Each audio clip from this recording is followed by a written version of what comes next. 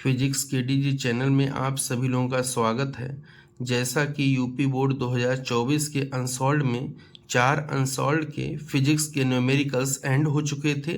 आज 5वें unsolved 824 IN को डिस्कस करना स्टार्ट करते हैं। तो दिया है पहले का दूसरा अंकित, एक 3 सेंटीमीटर ऊंचाई की वस्तु, यानी वस्तु की ऊंचाई कितनी है जाकर 3 सेंटीमीटर, और वस्तु की ऊंचाई को लिखते हैं ओ से। तो ओ बराबर हमको दे रखा है 3 सेंटीमीटर जाकर है। एक अवतल दर्पण से 8 सेंटीमीटर की दूरी पर, देखिए वस्तु कहाँ रखी है, अवतल दर्पण से 8 सेंटीमीटर की दूरी पर। तो वस्तु की दूरी को लिखते हैं यू से। तो यू बराबर दे रखा है -8 और यहाँ पर सेंटीमीटर, जो 4.5 सेंटीमीटर ऊंचाई का आभासी प्रतिबिंब बनाती है। आभासी प्रतिबिंब सीधे होते हैं, और सीधे होने का मतलब क्या है, जो दूरी होगी वो मुख्य अक्ष से ऊपर होगी। तो आभासी प्रतिबिंब के लिए जो इमेज का साइज होगा वो क्या होगा, प्लस में होगा। तो आई बराबर प्लस हो जाएगा 4.5 सेंटीमीटर, ये भी हो गया है जाकर। प्रतिबिंब की स्थिति बताइए, यानी प्रतिबिंब की स्थिति बी पूछा है, तो बी बराबर होगा क्वेश्चन मार्क। दर्पण की फोकस दूरी बताइए, यानी एफ बराबर हो जाएगा क्वेश्चन मार्क। सबसे पहले आवर्धन वाला सूत्र लगाते हैं।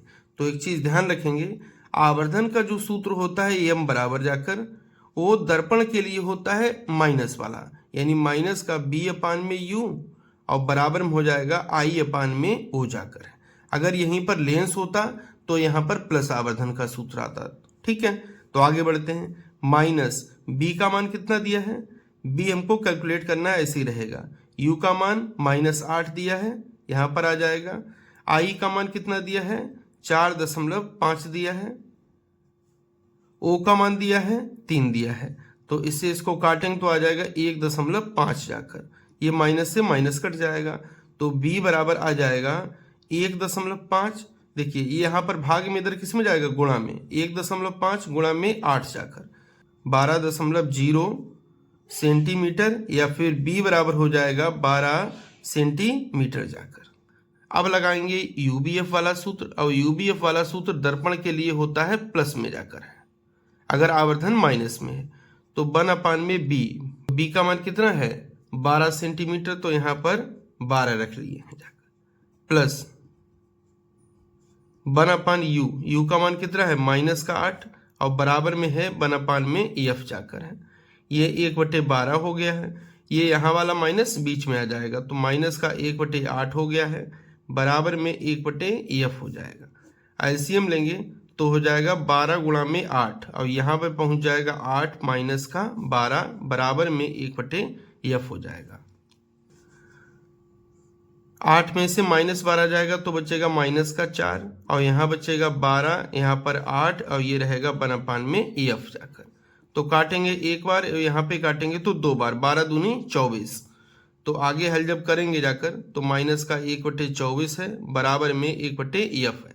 जब सीधा करेंगे तो एफ बराबर आ जाएगा -24 सेंटीमीटर जाकर। फोकस दूरी ज्ञात करनी थी, ये भी ज्ञात हो गई है। प्रतिबिंब की स्थिति ज्ञात करनी है, ये भी ज्ञात हो गई है। प्रश्न संख्या 3 का सेकंड वाला देखते हैं। विशिष्ट प्रतिरोध का मात्रक क्या है, यानी सबसे पहले हमको विशिष्ट प्रतिरोध का मात्रक बताना है। तो देखते हैं, आर बराबर होता है रो, और यहाँ पर होता है एल अपान में ए जाकर है। अब यहाँ पर रो क्या है, विशिष्ट प्रतिरोध, तो इसको एक साइड कर लेते हैं, बाकी सबको एक साइड कर लेते हैं। तो रो बराबर हो जाएगा आर ए अपान में एल। सबके मान रखते हैं। देखिए आर क्या है, प्रतिरोध, प्रतिरोध का मात्रक क्या होता है ओम, तो ये ओम हो गया है। ए क्या है, क्षेत्रफल, क्षेत्रफल का मात्रक क्या होता है मीटर स्क्वायर, तो यहाँ पर मीटर स्क्वायर हो गया है। एल क्या है, लंबाई, लंबाई का मात्रक क्या होता है मीटर, मीटर हो गया है। 1 मीटर से मीटर कट गया तो क्या बचेगा ओम मीटर, ओम और इनटू में मीटर। यही मात्रक होता है किसका, विशिष्ट प्रतिरोध का जाकर। अब देखते हैं क्वेश्चन को, अब देखते हैं अंकित। एक 25 ओम का प्रतिरोधक, यानी आर बराबर हमको कितना दे रखा है 25 ओम जाकर, 12 वोल्ट की एक बैटरी से जुड़ा है। तो बी बराबर हमको कितना दे रखा है 12 वोल्ट। प्रति मिनट जूल में उत्पन्न ऊष्मा की गणना कीजिए। ऊष्मा ज्ञात करना है यानी एच ज्ञात करना है। प्रति मिनट यानी समय कितना दिया है 1 मिनट जाकर, तो टी बराबर यहाँ पे ले लेंगे 60 सेकंड जाकर। 1 मिनट या 60 सेकंड एक ही बात है जाकर। एच बराबर सूत्र होता है वी स्क्वायर अपान में आर और इंटू में टी जाकर, बराबर बी स्क्वायर का मतलब 12 का वर्ग, टी 60, आर कितना है 25 है जाकर। एच बराबर 12 का वर्ग करेंगे तो 144 आ जाएगा, यहाँ पर 60 और डिवाइड में कितना आ जाएगा 25। जब गुणा करेंगे जाकर तो 17 28 डिवाइड में 25 आ जाएगा, और जब भाग देंगे जाकर तो आ जाएगा जाकर 345.6 ओम जाकर। यही ऊष्मा उत्पन्न होगी प्रति मिनट जाकर।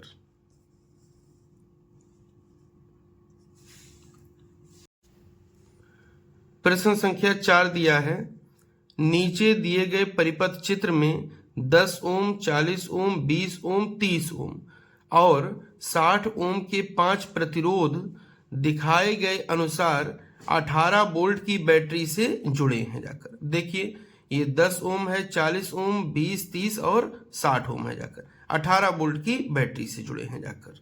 ये बिंदु ए है, ये बी है, ये सी है जाकर।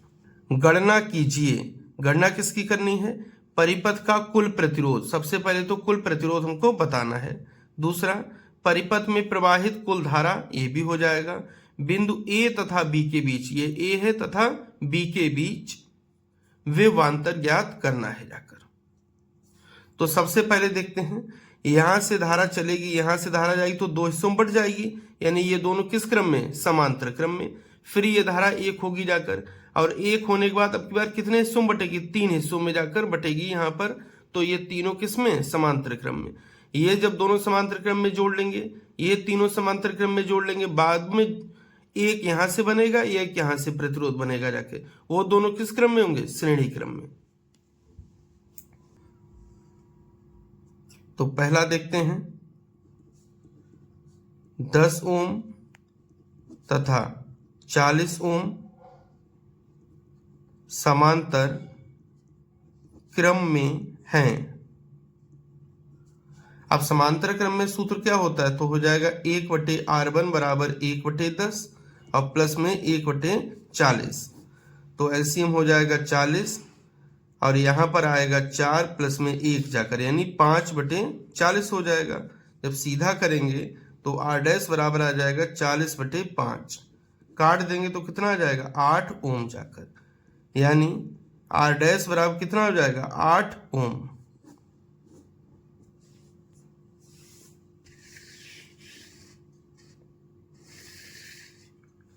अब देखते हैं 20 ओम, 30 ओम और 60 ओम, ये किस क्रम में? समांतर क्रम में।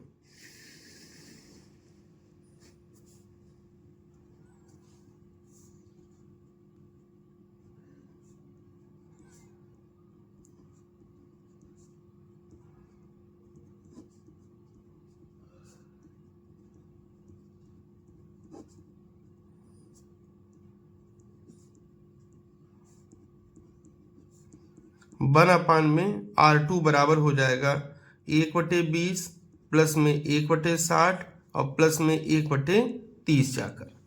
एलसीएम लेंगे तो एलसीएम आ जाएगा 60 और यहाँ पर पहुंच जाएगा 3, यहाँ पर 1, यहाँ पर आ जाएगा 2 जाकर। ये 60 रहेगा, ऊपर हो जाएगा 6 और ये हो जाएगा R2 जाकर। यहां से ये कट जाएगा, ऊपर आ जाएगा 10 ओम जाकर है। अब ये 8 ओम और ये 10 ओम किस में होंगे? श्रेणी क्रम में होंगे।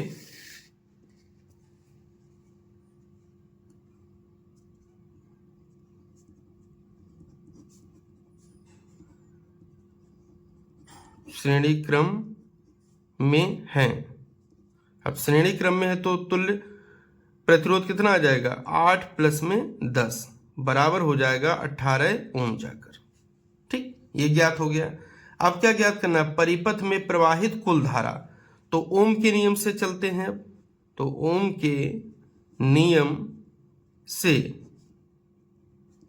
B बराबर क्या होता है, I इंटू में R। B दिया है हमको 18, I ज्ञात करना है, R भी आया है 18।